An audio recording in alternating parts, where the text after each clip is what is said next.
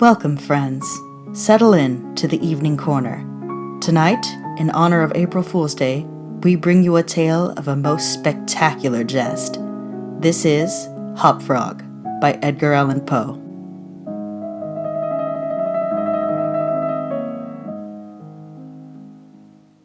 I never knew anyone so keenly alive to a joke as the king was. He seemed to live only for joking. To tell a good story of the joke kind, and to tell it well, was the surest road to his favor.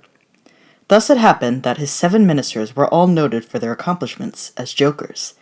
They all took after the king, too, in being large, corpulent, oily men, as well as inimitable jokers. Whether people grow fat by joking, or whether there is something in fat itself which predisposes to a joke, I have never been quite able to determine, but certain it is that a lean joker is rara avis in terris. About the refinements, or, as he called them, the ghosts of wit, the king troubled himself very little. He had an especial admiration for breadth in a jest, and would often put up with length for the sake of it. Over-niceties wearied him. He would have preferred Rabelais' Gargantua to the Zadig of Voltaire, and, upon the whole, practical jokes suited his taste far better than verbal ones. At the date of my narrative, professing jesters had not altogether gone out of fashion at court. Several of the great continental powers still retained their fools, who wore motley, with caps and bells, and who were expected to be always ready with sharp witticisms at a moment's notice, in consideration of the crumbs that fell from the royal table. Our king, as a matter of course, retained his fool. The fact is, he required something in the way of folly, if only to counterbalance the heavy wisdom of the 7 wise men who were his ministers, not to mention himself. His fool, or professional jester, was not only a fool, however. His value was trebled in the eyes of the king, by the fact of his being also a dwarf, and a cripple. Dwarfs were as common at court, in those days, as fools, and many monarchs would have found it difficult to get through their days are rather longer at court than elsewhere, without both a jester to laugh with, and a dwarf to laugh at. But, as I have already observed, your jesters, in 99 cases out of 100, are fat, round, and unwieldy, so that it was no small source of self-gratulation with our king that, in Hop Frog, this was the fool's name, he possessed a triplicate treasure in one person. I believe the name Hop Frog was not that given to the dwarf by his sponsors at baptism, but it was conferred upon him by general consent of the 7 ministers, on account of his inability to walk as other men do.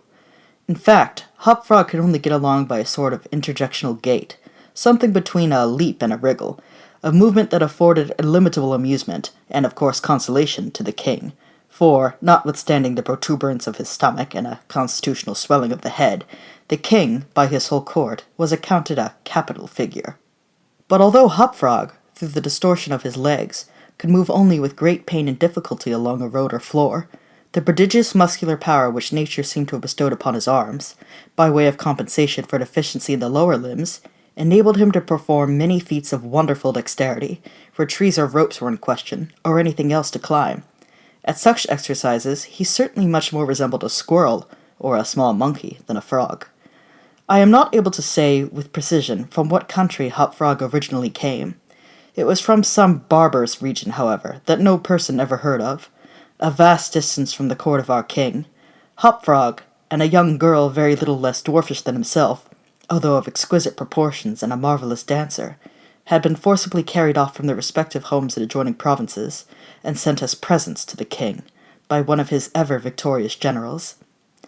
Under these circumstances, it is not to be wondered at that a close intimacy arose between the 2 little captives. Indeed, they soon became sworn friends.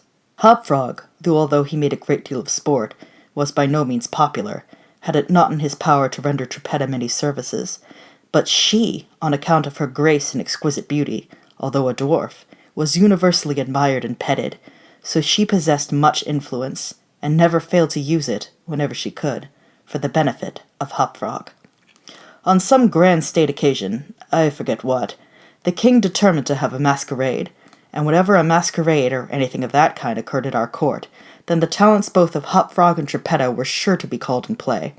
Hop Frog, in especial, was so inventive in the way of getting up pageants, suggesting novel characters, and arranging costume for mass balls, that nothing could be done, it seems, without his assistance.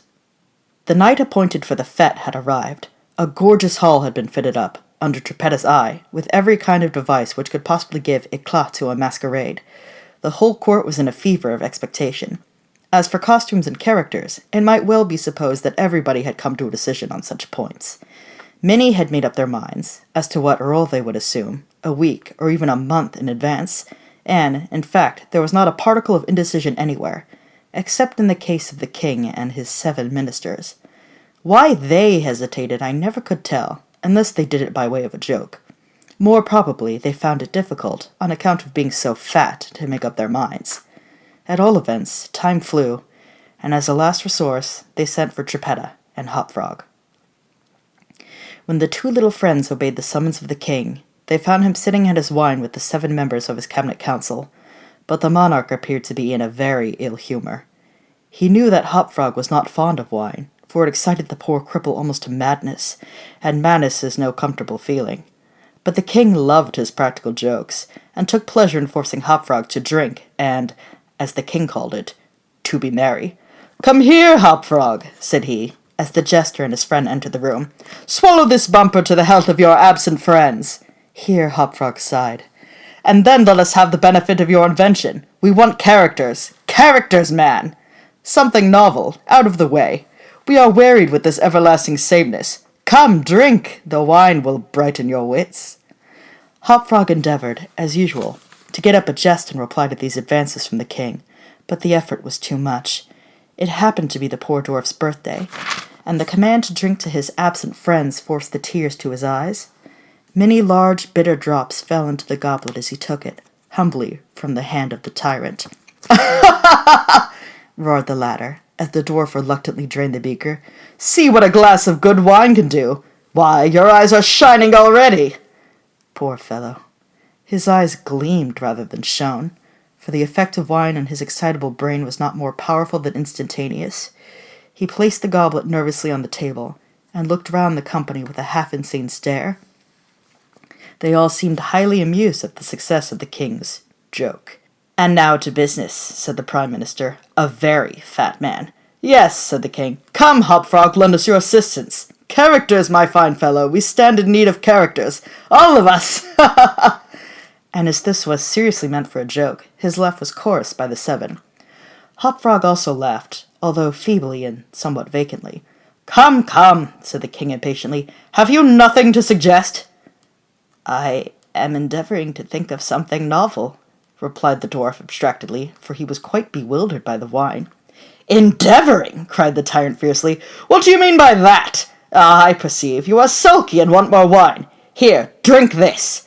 And he poured out another gobletful and offered it to the cripple, who merely gazed at it, gasping for breath. "Drink, I say!" shouted the monster, "or by the fiends!" The dwarf hesitated. The king grew purple with rage. The courtiers smirked. Trippetta, pale as a corpse, advanced to the monarch's seat, and, falling on her knees before him, implored him to spare her friend. The tyrant regarded her for some moments in evident wonder at her audacity. He seemed quite at a loss what to do or say, how most becomingly to express his indignation. At last, without uttering a syllable, he pushed her violently from him, and threw the contents of the brimming goblet in her face. The poor girl got up best she could, and not daring even to sigh, resumed her position at the foot of the table. There was a dead silence for about half a minute, during which the falling of a leaf, or of a feather, might have been heard. It was interrupted by a low, but harsh and protracted grating sound, which seemed to come at once from every corner of the room. "What are you making that noise for?" demanded the king, turning furiously to the dwarf.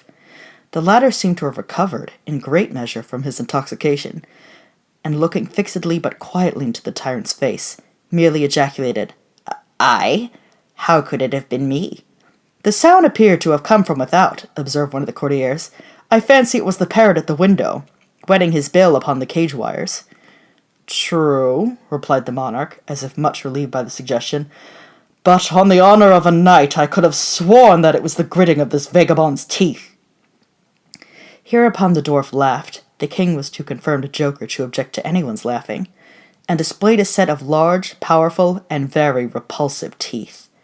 Moreover, he avowed his perfect willingness to swallow as much wine as desired.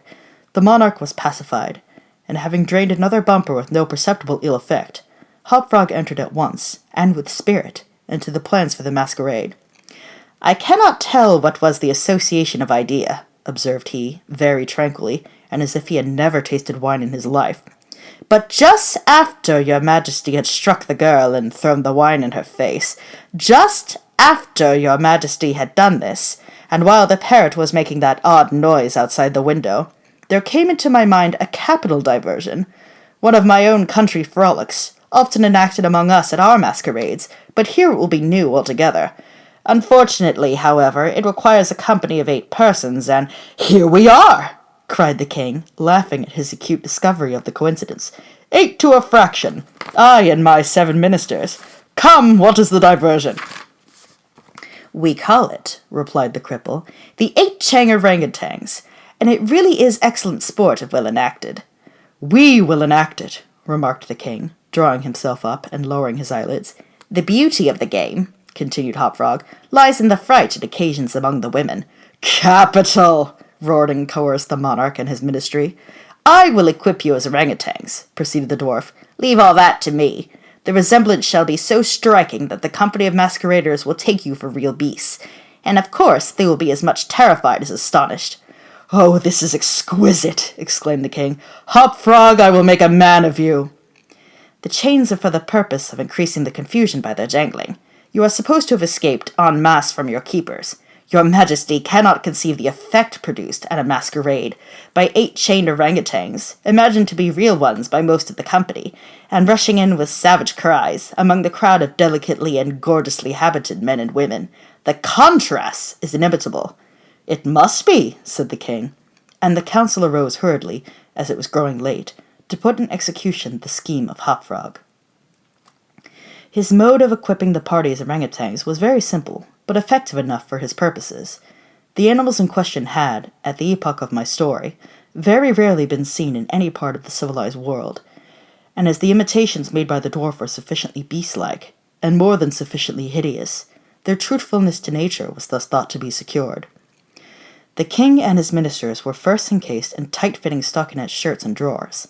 They were then saturated with tar.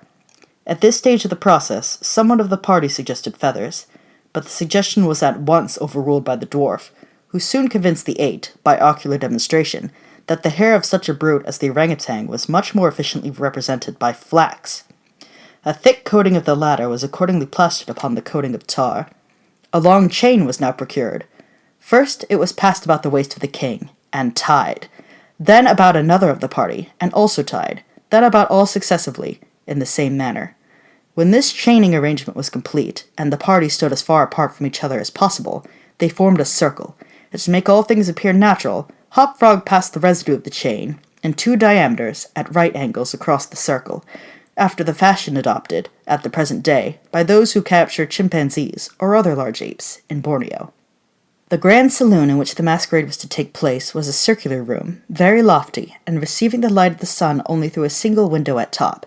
At night, the season for which the apartment was especially designed, it was illuminated principally by a large chandelier, depending by a chain from the center of the skylight, and lowered, or elevated, by means of a counterbalance as usual, but, in order not to look unsightly, this ladder passed outside the cupola and over the roof. The arrangements of the room had been left to Trippetta's superintendence, but, in some particulars, it seems, she had been guided by the calmer judgment of her friend the dwarf. At his suggestion it was that, on this occasion, the chandelier was removed. Its waxen drippings, which, in weather so warm it was quite impossible to prevent, would have been seriously detrimental to the rich dresses of the guests, who, on account of the crowded state of the saloon, could not all be expected to keep out its center, that is to say, from under the chandelier.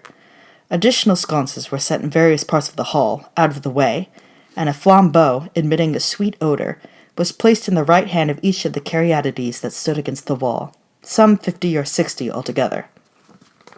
The 8 orangutans, taking Hop-Frog's advice, waited patiently until midnight, when the room was thoroughly filled with masqueraders, before making their appearance. No sooner had the clock ceased striking, however, than they rushed, or rather, rolled in, altogether, for the impediment of their chains caused most of the party to fall, and all to stumble as they entered. The excitement among the masqueraders was prodigious, and filled the heart of the king with glee. As had been anticipated, there were not a few of the guests who supposed the ferocious-looking creatures to be beasts of some kind in reality, if not precisely orangutans.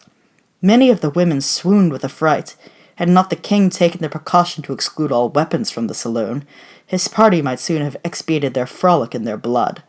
As it was, a general rush was made for the doors, but the king had ordered them to be locked immediately upon his entrance, and, at the dwarf's suggestion, the keys had been deposited with him. While the tumult was at its height, and each masquerader attentive only to his own safety, for, in fact, there was much real danger from the pressure of the excited crowd, the chain by which the chandelier ordinarily hung, and which had been drawn up on its removal, might have been seen very gradually to descend, until its hooked extremity came within 3 feet of the floor. Soon after this, the king and his 7 friends, having reeled about the hall in all directions, found themselves, at length, in its center, and, of course, in immediate contact with the chain. While they were thus situated, the dwarf, who had followed closely at their heels, inciting them to keep up the commotion, took hold of their own chain at the intersection of the 2 portions which crossed the circle diametrically and at right angles. Here, with the rapidity of thought, he inserted the hook from which the chandelier had been wont to depend, and, in an instant, by some unseen agency, the chandelier chain was drawn so far upward as to take the hook out of reach, and, as an inevitable consequence, to drag the orangutans together in close connection, and face to face. The masqueraders, by this time, had recovered in some measure from their alarm, and beginning to regard the whole matter as a well-contrived pleasantry, set up a loud shout of laughter at the predicament of the apes. "Leave them to me!" now screamed Hop Frog, his shrill voice making itself easily heard through all the din. "Leave them to me! I fancy I know them. If I can only get a good look at them, I can soon tell you who they are."